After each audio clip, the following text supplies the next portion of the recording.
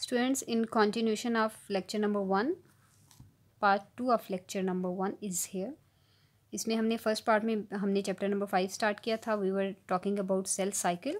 ठीक है, उसमें हम देख रहे थे कि इंटरफेस की 3 फेजेस होती हैं, G1, S phase and G2. G1 phases में हम देख रहे थे कि क्या क्या इवेंट्स होते हैं, क्या क्या होता है. सेल का साइज, सेल की ग्रोथ होती है, नंबर ऑफ ऑर्गेनेल्स उसके अंदर इंक्रीज़ होते हैं, नंबर ऑफ प्रोटीन्स इंक्रीज़ होती हैं और डिफरेंट एंजाइम्स प्रोड्यूस होते हैं जो कि बाद में एस फेज़ के लिए रिक्वायर्ड होते हैं. Come towards next phase of interphase, that is S phase. In this phase, cell duplicates its chromosomes. As a result, each chromosome consists of 2 sister chromatids. Students, if you remember from chapter number 4, when we were studying about nucleus, तो हमने देखा था कि nucleus के अंदर thread like structures होते हैं which are known as chromosomes. और बेसिकली क्रोमोसोम्स ही वो स्ट्रक्चर्स हैं जो कि इंफॉर्मेशन को एक जनरेशन से दूसरी जनरेशन तक पास करते हैं. ये डिसाइड करते हैं कि जो नेक्स्ट इंडिविजुअल बनेगा उसके अंदर अपने पेरेंट्स के कौन कौन से कैरेक्टरिस्टिक्स मौजूद होने चाहिए. ठीक है, सेल की डिवीजन या इंडिविजुअल की डिवीजन क्रोमोसोम्स के ऊपर ही डिपेंड करती है, because these are made up of DNA and DNA is a genetic material. ठीक है, DNA ही वो मटीरियल है जो कि इन्फॉर्मेशन को स्टोर करता है और फिर उनको अगली जनरेशन में पास ऑन करता है. सो सेल की डिवीजन से पहले, एक सेल से 2 सेल बनने से पहले ये बहुत ज़रूरी है कि जो सेल के अंदर क्रोमोसोम्स हैं पहले वो डिवाइड हों. यानी कि अगर 46 क्रोमोसोम एक ह्यूमन बीइंग के सेल में होते हैं तो वो 46 क्रोमोसोम पहले डिवाइड होकर 92 क्रोमोसोम बनाएं, ताकि जब एक सेल 2 में डिवाइड हो तो अगेन उसके अंदर complete set of chromosomes present हो. सो डुप्लीकेशन ऑफ क्रोमोसोम कहाँ होती है? एस फेज़ में होती है. ठीक है, अगर ह्यूमन बीइंग्स की हम बात करते हैं तो जो 46 क्रोमोसोम्स प्रेजेंट होते हैं ह्यूमन बीइंग्स के अंदर, वो 46 क्रोमोसोम डबल होके 92 क्रोमोसोम्स हो जाते हैं. ठीक है, सो एस फेज़ में और कुछ भी नहीं होता, सिंपली क्रोमोसोम्स डिवाइड होते हैं. यानी कि ये फेज़ होती है न्यूक्लियस के अंदर. This is occurring inside the nucleus. Inside the nucleus chromosomes are present. Chromosomes जो होते हैं वो डिवाइड हो जाते हैं, एक सेट से 2 सेट्स बन जाते हैं. As a result each chromosome consist of 2 sister chromatids. Now what is meant by sister chromatids? What are sister chromatids students? ये एक क्रोमोसोम है. ठीक है, ये एक क्रोमैटिड है. ठीक है ना, जब ये डिवाइड होता है तो इस जैसे 2 क्रोमैटिड्स बन जाते हैं. Hope this is visible to you clearly. ठीक है, this is a single chromosome और ये जो 2 इसकी आर्म्स नज़र आ रही हैं आपको, these are known as sister chromatids. ठीक है, तो जब before the start of mitosis, जब एस फेज में क्रोमोसोम डिवाइड होते हैं, पहले क्रोमोसोम किस फॉर्म में थे? इस फॉर्म में थे. ठीक है, अब वो किस फॉर्म में हैं? अब वो इस फॉर्म में आ गए हैं. Now they are having 2 sister chromatids. Okay, after S phase there is third phase of interphase which is known as G2 phase. In G2 phase, cell prepares proteins that are essential for mitosis, mainly for the production of spindle fibers. G2 phase में और कुछ भी नहीं होता students, क्योंकि जो सब कुछ जो मेटाबॉलिक एक्टिविटी हाई थी that happen in G1 phase. Mostly जो इवेंट्स थे वो G1 फेज में हो चुके हैं. ठीक है, एस फेज़ में सिर्फ क्रोमोसोम डबल होते हैं. अब G2 फेज़ में क्या होता है? सेल की ग्रोथ भी इंक्रीज़ हो चुकी है, उसके अंदर नंबर ऑफ ऑर्गेनेल्स भी बन चुके हैं जितने उसको रिक्वायर्ड थे और नंबर ऑफ प्रोटीन्स भी बन चुकी हैं. Now what happen? Cell prepares some extra proteins. ठीक है, कुछ मजीद प्रोटीन्स प्रिपेयर होती हैं that are essential for mitosis, mainly for the production of spindle fibres. Basically cell आहिस्ता आहिस्ता अपने आप को प्रिपेयर कर रहा है for the production of 2 cells from a single cell. Mitosis के लिए प्रिपेयर कर रहा है अपने आप को. तो वो प्रोटीन्स जो कि माइटोसिस के लिए ज़रूरी है, माइटोसिस में यूज़ होंगी बाद में, वो प्रोटीन्स प्रिपेयर होती हैं इन G2 फेज़. वो प्रोटीन्स जो कि माइटोसिस में स्पिंडल फाइबर की प्रोडक्शन के लिए हेल्प आउट करती हैं, वो प्रोटीन्स प्रोड्यूस होती हैं G2 फेज़ में. Now what are spindle fibres? Students, spindle fibres are thread like structures जो कि क्रोमोसोम्स जब डिवाइड हो जाते हैं और जब सेल डिवीजन कंप्लीट होने लगती है तो ये क्रोमोसोम्स को पुल करते हैं. जो हमारे पास हमने कहा कि एक सेल के अंदर 2 सेट्स ऑफ क्रोमोसोम्स बन जाते हैं. ठीक है, तो उन 2 सेट्स ऑफ क्रोमोसोम को ये क्या करते हैं? पुल करते हैं, अलहदा करते हैं. ठीक है, एक दूसरे से अलग करते हैं ताकि जब सेल डिवाइड हो तो हर सेल के पास एक एक कंप्लीट सेट ऑफ क्रोमोसोम्स हो, तो उनको रिस्पेक्टिव पोल्स की तरफ at the ends of cell उनको ये पुल करते हैं. कौन? Spindle fibres. ठीक है, सो स्पिंडल फाइबर्स की प्रोडक्शन के लिए जो प्रोटीन्स एसेंशियल होती हैं वो बनती हैं G2 फेज़ में. Now cell is prepared, cell is completely prepare for division, it is completely prepared for mitosis. But before the start of mitosis there is an other term which is known as G0 phase. अब ये G0 phase क्या है ये हम देखते हैं, लेकिन उससे पहले हम ये देखेंगे कि after the G2 phase of interphase Cell enters the division phase, that is M phase or mitotic phase. It is characterized by mitosis in which cell divides into two daughter cells. ठीक है, mitosis में क्या होता है, cell divide हो जाता है to daughter cells में.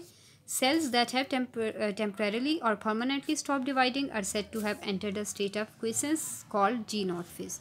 So students, यहाँ पर एक टर्म हम पढ़ेंगे G0 phase. What is G0 phase? अब कुछ सेल्स होते हैं जो through out the life of an organism divide होते रहते हैं. कुछ सेल्स होते हैं वो आर्जी तौर पर उनकी ग्रोथ रुक जाती है, उनकी डिवीजन, सॉरी नॉट ग्रोथ, उनकी डिवीजन रुक जाती है, फिर जब ज़रूरत होती है उनकी डिवीजन दोबारा से स्टार्ट हो जाती है. कुछ सेल्स ऐसे होते हैं दैट परमानेंटली स्टॉप डिवाइडिंग. अब इनमें क्या फ़र्क है हम देखते हैं. ठीक है, G2 फेज़ के बाद कुछ सेल्स G0 फेज़ में एंटर हो जाते हैं.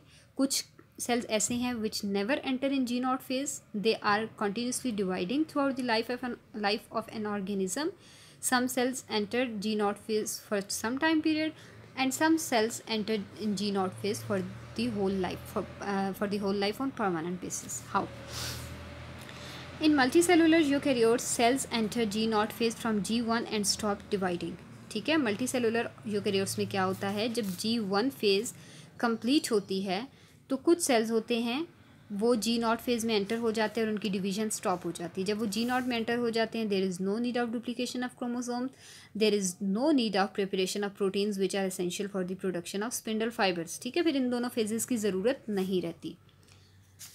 Some cells remain in G0 for indefinite period, for example neurons. Some cells enter G0 phase semi-permanently, for example some cells of liver and kidney.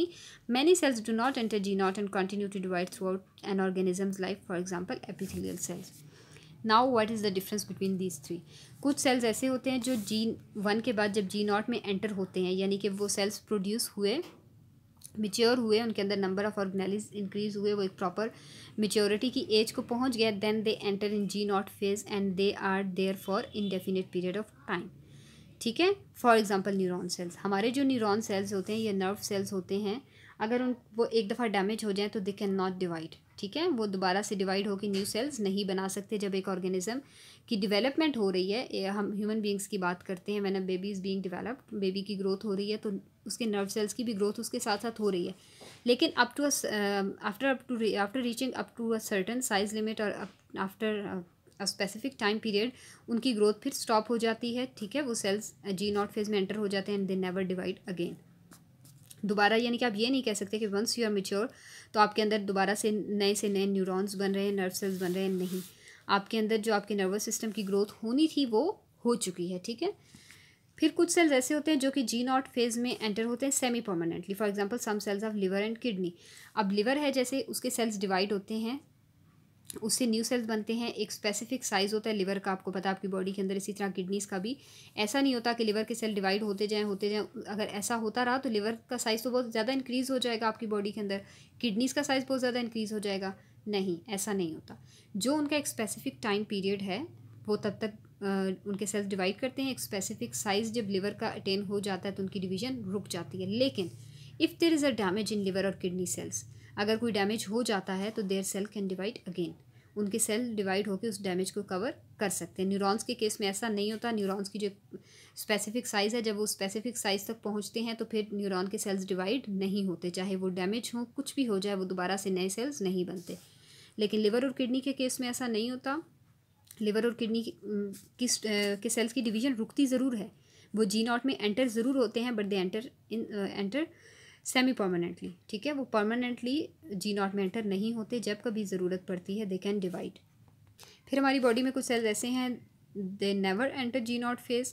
वो कभी भी G0 में एंटर नहीं होते, उनकी ग्रोथ कभी भी नहीं रुकती, उनकी डिवीजन कभी भी स्टॉप नहीं होती. फॉर एग्जांपल एपिथेलियल सेल्स, हमारी स्किन सेल्स, स्किन के सेल्स. ठीक है, स्किन सेल्स जो होते हैं कॉन्टीन्यूसली डिवाइड होते रहते हैं. हमारे पुराने सेल्स जो होते हैं वो डेड होते रहते हैं. Dead cells are being washed off from our skin and new cells are being developed. ठीक है, old cells are being replaced by new cells. बहुत सारी रीजंस हैं, क्योंकि आपको पता है स्किन आउटर मोस्ट पार्ट है हमारी बॉडी का. इवन हम जब अपने हैंड्स वॉश करते हैं तो भी बहुत सारे डेड सेल्स उस पानी के साथ वॉश ऑफ हो जाते हैं. या और बहुत सारी चीज़ें, हमें कोई चोट लग जाती है तो भी हमारी अपर लेयर ऑफ स्किन जो होती है वो रिमूव हो जाती है और फिर वहाँ पर नई स्किन बन जाती है. So that all are examples of epithelial cell, कि किस तरह से एपिथेलियल सेल जो होते हैं वो G0 में एंटर नहीं होते और उनकी division through out the life चलती रहती है, ठीक है। स्किन के सेल्स, इवन हमें ड्राइनेस हो जाती है विंटर सीजन में, तो ड्राइनेस से भी क्या होता है कि हमारी स्किन की अपर लेयर हमें बाज़ वक़्त नहीं भी पता चलता, और हमारे बहुत सारे डेड सेल्स जो होते हैं वो रिमूव होते रहते हैं और न्यू सेल्स कॉन्टीन्यूसली बनते रहते हैं। So that was all about cell cycle, that was not about cell cycle basically, that was all about interphase. इसको आप इस डायग्राम की सूरत में भी देख सकते हैं, ठीक है। जहाँ पे इंटरफेस स्टार्ट हो रही है G1 phase, synthesis of protein, synthesis of organelles, growth in size. फिर कुछ सेल्स होते हैं वो G0 में एंटर हो जाते हैं, ठीक है। और बाकी के जो हैं वो S फेज में एंटर होते हैं, क्रोमोसोम डुप्लीकेट होते हैं। ये देखें यहाँ पर ये क्रोमेटिड, 2 क्रोमेटिड्स, एंड ये भी हमने पढ़ा है कि क्या होते हैं क्रोमेटिड्स और sister chromatids. Then G2 phase, मज़ीद ग्रोथ होती है, मज़ीद प्रोटीन्स बनती हैं जो कि माइटोसिस के लिए एसेंशियल, और फिर माइटोसिस होती है। और देखें कि एक सेल कैसे 2 में डिवाइड हो गया। यहाँ पर एक सेल था, ये 2 में डिवाइड हो गया। यहाँ देखें आपको 2 सिस्टर क्रोमेटिड्स नज़र आ रहे हैं, और यहाँ एक क्रोमेटिड एक सेल के पास और दूसरा दूसरे सेल के पास चला गया। इस तरह से कम्प्लीटली आप कह सकते हैं कि